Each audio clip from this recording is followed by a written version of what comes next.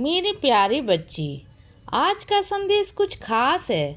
इसे ध्यान से सुनना मेरे बच्चे।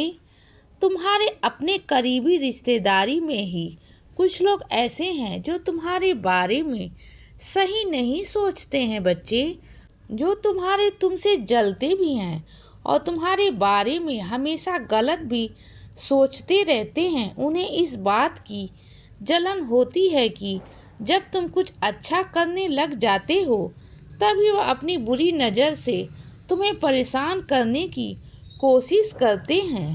उनको लगता है कि शायद तुम तरक्की के लिए बने ही नहीं हो और इसीलिए वह तुमसे जलते हैं। उन्हें लगता है कि जब तक तुम कुछ नहीं करते हो और जब तक तुम्हारे पास कोई काम नहीं है तब तक वह खुश रहते हैं। उन्हें खुशी मिलती है और तुम्हें यह बात बता देता हूँ बच्चे कि वह पीठ पीछे तुम्हारी चुगली भी करते हैं, तुम्हारे बारे में बहुत गलत भी लोगों को भड़काते हैं, लेकिन इसके बावजूद भी उनके पास हमेशा कोई ना कोई दुख, कोई ना कोई तकलीफ बनी रहती है।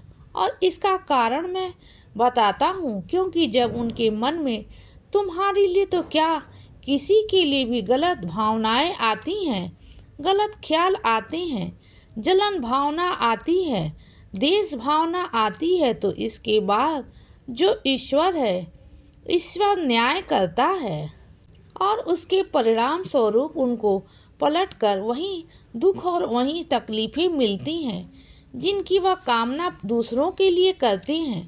मैं ऐसे बच्चों को बार बार समझाना भी चाहता हूँ और मैं चाहता हूँ और इसीलिए कहता हूँ अपने हर बच्चों को कि किसी के बारे में कुछ गलत मत बोलो, कुछ गलत मत सोचो और कुछ गलत कामना भी ना करो, क्योंकि याद रखना जो कामनाएं हम दूसरों के लिए करते हैं वही पलट कर हमारे पास आती है और वही पलट कर हमें मिलती है।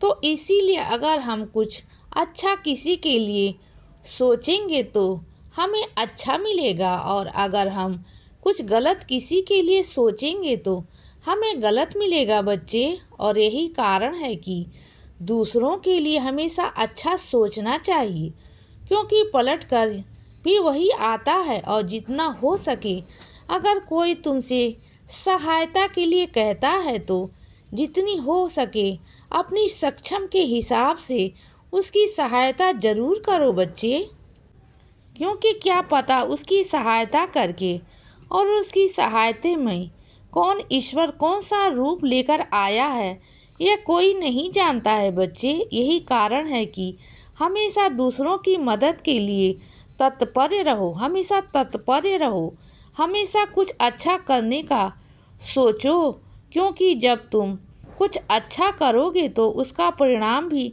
हमेशा अच्छा ही होगा और जब परिणाम अच्छा आएगा तो उससे दुगनी खुशी भी आएगी। और यही कारण है कि मैं तुमसे कहता हूँ हमेशा मदद करने की नीयत भी रखो, भावना भी रखो और जितना हो सके उतना मदद करो बच्चे, क्योंकि तुम्हारी एक मदद से क्या पता किसकी कितनी सहायता होती है और उसके मुंह से कितना आशीर्वाद निकलता है, वह दिल से तुम्हें कितना आशीर्वाद देता है बच्चे।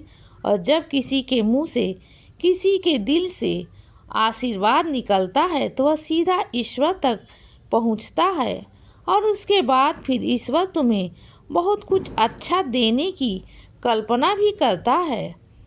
इसीलिए जितना हो सके अच्छा करो, अच्छा सोचो और अच्छे विचार रखो।